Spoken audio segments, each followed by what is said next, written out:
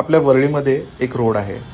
कदाचित तुम्ही या रोडने अनेक वेळा प्रवास केला असेल आणि त्या रोडचे नाव आहे डॉक्टर ॲनी बेझंट रोड. आज आपण डॉक्टर ॲनी बेझंटची नीट ओळख करून घेऊया.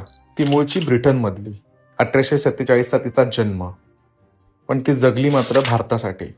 ब्रिटिश राजवटीत भारतावर होणाऱ्या अत्याचाराविरुद्ध तिने लिहिण्यास सुरू केलं. त्यामुळे तिला ब्रिटिशांतर्फेच तुरुंगवास सुद्धा भोगावा लागला.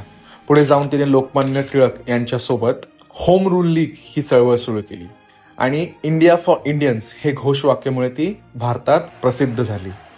तिने स्त्रियांसाठी शाळा आणि वसतिगृहांचे व्यवस्थापन केले आणि 1917 त्या भारतीय राष्ट्रीय काँग्रेसच्या पहिल्या महिला अध्यक्ष झाल्या. त्या अगोदर त्यांनी वाराणसीमध्ये सेंट्रल हिंदू कॉलेजची स्थापना केली, जे आता महात्मा गांधी काशी विद्यापीठ या नावाने ओळखलं जातं. तसेच चेन्नईमध्ये थिओसॉफिकल सोसायटी नावाचं मुख्यालय स्थापित केलं, जे अजून कार्यरत आहे. डॉक्टर ॲनी बेझंट ह्या स्वराज्यासाठी लढलेल्या व भारतीय शिक्षणासाठी लढा दिलेल्या या झुंजारबाईच्या रस्त्यावर आपण पुन्हा प्रवास करतोय.